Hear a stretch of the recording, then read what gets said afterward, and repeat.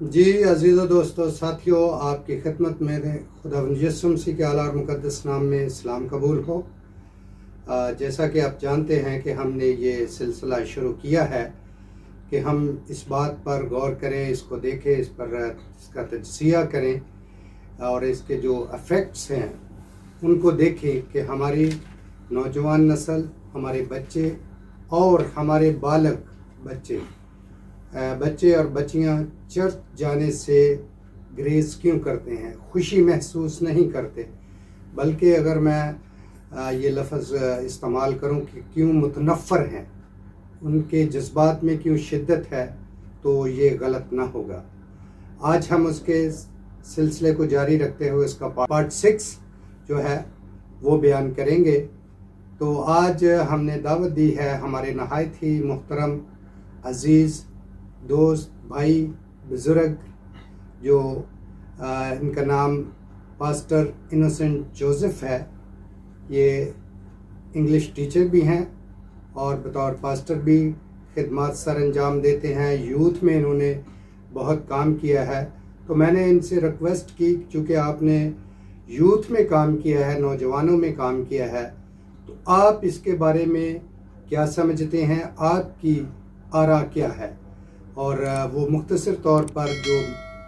Issue ہے، جو باتیں ہیں جو ہمارے نوجوانوں میں پائی جاتی ہیں اور جن کو انہوں نے فیس کیا، آج وہ ہمارے ساتھ شیئر کریں گے۔ پاسٹر جی، میں ریکویسٹ کرتا ہوں کہ آپ اپنے خیالات کا اظہار چھوٹے سے ویڈیو کلپ میں کریں تاکہ یہ ہمارے خاندانوں تک، نوجوان نسل تک پہنچے اور اس سے بہتری پیدا ہو سکے اور یہ انٹرسٹ جو ہے ہمارے نوجوانوں کا وہ بڑھے۔ Please. Thank you very much. میں سب سے پہلے آئی وانٹ ٹو تھینک برادر سلیم کرامت for giving me this opportunity to participate in this important conversation, and also I thank him and I congratulate him on choosing such an important topic, which is I would say a burning issue of this age, of this time. So میں بھائی کا شکر ادا کرتا ہوں، اور انہوں نے میں ان کی جو پچھلی کلپس میں نے سنی ہیں، خاص طور پر نمبر 5 جو ہے، جس میں انہوں نے ایک بڑی ٹھوس ریزن دی ہے، اور وہ ہے کہ چونکہ جو چرچ میں لوگ بیٹھے ہوتے ہیں وہ نئے آنے والوں کو یا دوسروں کو چانس نہیں دیتے ہیں، اور ان کو اس طرح وہ شامل نہیں کرتے ہیں اپنی ایکٹیویٹیز میں، جس کی وجہ سے وہ اپنے آپ کو یعنی کہہ لیں کہ ان ایکٹیو فیل کرتے ہوئے وہ دل برداشتہ ہو جاتے ہیں، اور وہ یا تو چرچ چھوڑ جاتے ہیں یا چرچ بدل لیتے ہیں۔ تو یہ کچھ وجوہات ہیں۔ میری دانست میں اس کی جو مین وجہ ہے وہ یہ ہے، اور میں پاک کلام میں سے اس کی ایک آیت اس کے متعلق آپ کے سامنے رکھنا چاہتا ہوں۔ حوالہ دیکھ لیجئے، یہ ہے عبرانیوں کا خط، اس کا 5واں باب اور اس کی 12ویں آیت، ہیبریو چیپٹر 5 ورس 12۔ اردو میں اس کو پڑھوں گا، اور اس میں لکھا ہے کہ وقت کے خیال سے تو تمہیں استاد ہونا چاہیے تھا، مگر اب اس بات کی حاجت ہے کہ کوئی شخص خدا کے کلام کے ابتدائی اصول تمہیں پھر سکھائے، اور سخت غذا کی جگہ تمہیں دودھ پینے کی حاجت پڑ گئی۔ میرے عزیزو، اب آپ دیکھیں، جو پوائنٹ میں آپ کے سامنے رکھنا چاہ رہا ہوں وہ یہ ہے کہ نوجوان کیوں چرچ نہیں جانا چاہتے ہیں۔ میری دانست میں ان کی وہاں سے جو روحانی غذا کی ضرورت ہے وہ پوری نہیں ہوتی ہے، اور وہ پوری کیوں نہیں ہوتی ہے؟ کیونکہ وہاں جو غذا دینے والے ہیں وہی اس اہل نہیں ہیں کہ وہ ان کی ضرورت کے مطابق ان کو وہ غذا دے سکیں۔ انفارچونیٹلی اور ٹریجیکلی، جو بہت سے چرچز یا بہت سے ایسے ادارے ہیں پاکستان میں کھلے ہوئے، وہاں پر جو لیڈرز ہیں وہ کمپیٹنٹ نہیں ہیں، وہ اتنے پڑھے لکھے نہیں ہیں، اور اس کی وجہ بھی یہ ہے کہ کیونکہ کوئی ریگولیٹری باڈی نہیں ہے خود ساختہ چھوٹی چھوٹی سیمنریز یا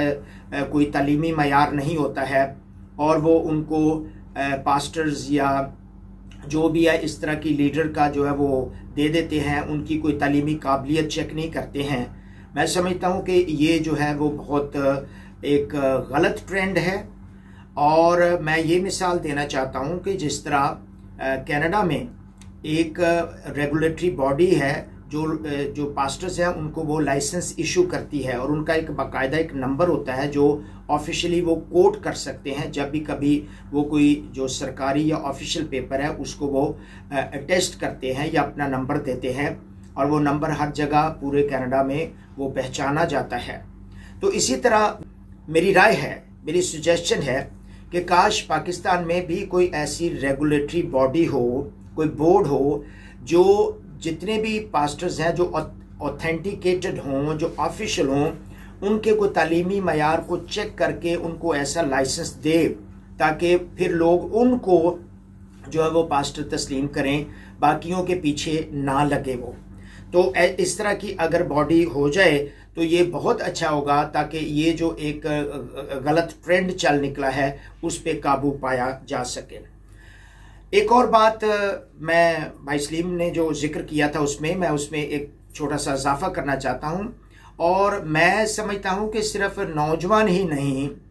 بلکہ بہت سے بالغ بھی ہیں جو آج کل چرچ جانا پسند نہیں کرتے ہیں، یا ان کو وہاں سے ان کی ضرورت پوری نہیں ہوتی ہے روحانی اور تعلیمی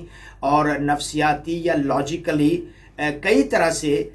اس وجہ سے بھی وہ چرچ جانا پسند نہیں کرتے ہیں، یا وہ چرچ کے لیے ان کے دل میں وہ خاص اٹریکشن یا دلچسپی نہیں ہوتی ہے، کیونکہ ان کو وہ کشش نظر نہیں آتی ہے. وہ جاتے ہیں وہاں تو آپس میں جو لڑائیاں، جھگڑے، حسد، اس طرح کی ساری باتیں ہیں وہ وہاں ان کو ملتی ہیں. اقربا پروری، فیورٹزم، اور یہ ساری جو ہے. اور بھائی سلیم نے جو کلپ نمبر 5 میں جو ذکر کیا وہ بھی ایک بہت کہہ لے کہ one of the important points اس طرح کا ہے کہ کسی دوسرے کو وہ اس میں انوالو نہیں کرنا چاہتے ہیں. اس کی میں مثال آپ کو ایک یوں دیتا ہوں. انگلش میں ایک سانگ ہے جس کے الفاظ یوں ہیں کہ I am the church, you are the church, we are the church. So وہ لوگ جو چرچ کو چلاتے ہیں باڈی، ان کو چاہیے کہ وہ صرف ون مین شو نہ ہو، یا اس کو چرچ کو اپنی ذاتی جو وراثت یا پراپرٹی نہ سمجھیں. وہ سب کا چرچ ہے، سب کو وہ ایکٹیو کریں، سب کو پارٹیسپیٹ کرنے دیں، اور وہی جو ہے وہ چرچ کو کہہ لیں کہ وہ یعنی اپنی ملکیت سمجھ کے نہ اس کو بیٹھ جائیں. چرچ سب کا ہوتا ہے، سب کو لے کے ساتھ چلے، سب کی ضرورت کے مطابق اگر وہ کام کرتے ہیں تو پھر وہ چرچ جو ہے وہ گرو کرے گا. So coming back to that point کہ اگر ان کی روحانی جو ضرورت ہے غذا کی، ٹھوس غذا کی، وہ نہیں پوری ہو رہی ہے، تو یہ ایک میری دانست میں مین وجہ ہے کہ جو نوجوان ہیں وہ چرچ جانا پسند نہیں کرتے ہیں. سو خداوند ممکن کرے کہ ایسی کوئی پاکستان میں بھی کوئی ریگولیٹری باڈی ہو جو پاسٹر جو اہل ہیں، جو کمپیٹنٹ ہیں، جو ایجوکیٹڈ ہیں، جو کوالیفائڈ ہیں، ان کو وہ لائسنس دیں، اور لوگوں میں یہ شعور بھی پیدا کریں کہ جو خود ساختہ اس طرح کے لوگ ہیں جو صرف یہ کہتے ہیں جی میں کلام پڑھ سکتا ہوں، اور حقیقت میں آپ دیکھیں تو وہ کلام بھی ٹھیک طرح سے نہیں پڑھ سکتے ہیں، اپنی زبان بھی ان کو ٹھیک طرح سے نہیں آتی ہے، اور وہ لوگوں کو گمراہ کرتے ہیں اور لوگوں کو جو ہے وہ صحیح تعلیم نہیں دیتے ہیں. اور اگر اس طرح کا آپ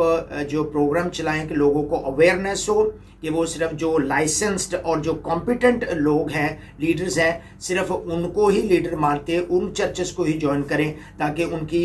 جو روحانی ضرورت ہے وہ بھی پوری ہو، ان کی جو تعلیمی ضرورت ہے وہ بھی پوری ہو، اور اس کے علاوہ باقی بھی، کیونکہ چرچ کا کام صرف ان کو روحانی تعلیم دینا نہیں ہے. چرچ کا کام جو ہے وہ ہے پوری سوسائٹی کو اپلفٹ کرنا. اس میں سب سے جو بیسک یونٹ ہے، جو ایک خاندان ہے، وچ از دی یونٹ آف اے سوسائٹی، اس سے لے کر پورے معاشرے تک بچوں کو اور نوجوانوں کو اور پھر بالغوں کو، پھر بوڑھوں کو، سب کی ضرورت کو پورا کرنا یہ چرچ کا رول ہے. سو میری دعا ہے کہ جو بھی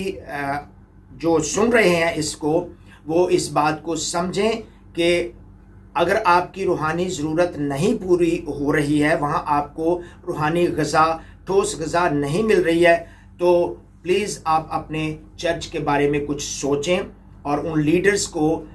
جو ہے وہ ان کا بائیکاٹ کریں یا کچھ ایسے کریں تاکہ جو ہے وہ ایسے لوگ ڈسکریج ہوں اور اس طرح کے لیڈر جو ہے ان کو یعنی رد کیا جائے. جو کمپیٹنٹ لوگ ہیں وہ سامنے آئیں اور وہ چرچ کو چلائیں تاکہ جو کلیسیا ہے وہ ترقی کرے اور ان کی ہر طرح کی جو ضرورت ہے روحانی اور تعلیمی وہ پوری ہو. اور اس طرح آپ دیکھیں گے کہ ان لوگوں میں انٹرسٹ پیدا ہوگا اور چرچ جو ہے وہ گرو کرے گا. سو اس چھوٹے سے پیغام کے ساتھ میں آپ کا شکریہ ادا کرتا ہوں اس ویڈیو کو واچ کرنے کے لیے، اور آپ سے یہ بھی درخواست کرتے ہیں کہ اس بھائی کے چینل کو آپ سبسکرائب بھی کریں اور اس کو شیئر بھی کریں. اور اگر آپ کے جو کچھ مفید سجیشنز ہیں، مشورے، وہ بھی ہمیں دیجئے تاکہ ہم بہتر سے بہتر ایسی کلپس بنا کے آپ کے سامنے پیش کر سکیں. God bless you. Thank you pastor ji, آپ نے بہت ہی عمدہ اور نہایت ضروری ایشو پر، پوائنٹ پر آپ نے بات کی ہے. خداوند آپ کو، آپ کے خاندان کو برکت دے، آپ ترقی کریں اور اسی طرح خداوند آپ کو اپنی خدمت کے لیے، جلال کے لیے استعمال کرتا رہے. ہم چاہتے ہیں کہ بے شک ہمارے جو خدام ہیں، جو ہمارے لیڈر ہیں، وہ پڑھے لکھے ہوں اور وہ جو کلام کی باتوں کو پیش کریں تو وہ نہ صرف خالی ایک لاجک ہو بلکہ روحانی طور پر اس کو پیش کریں تاکہ روحانی خوراک ہمارے نوجوان نسل کو ملے اور ہم سب ترقی کریں. ایک بار پھر آپ کا شکریہ ادا کرتے ہیں. تو عزیز و دوستو، اسی پوائنٹ کے ساتھ آپ سے اجازت چاہیں گے اور پھر حاضر ہوں گے آپ کی خدمت میں. خداوند آپ کو، آپ کے خاندانوں کو برکت دے. پلیز اگر آپ اس چینل کو یا اس گفتگو کو آپ نے پسند کیا ہے تو اس کو سبسکرائب کریں، شیئر کریں تاکہ یہ آواز جو ہے وہ کلیسیا تک، خاندانوں تک، چرچز تک، سب تک پہنچے اور بہتری آئے. شکریہ.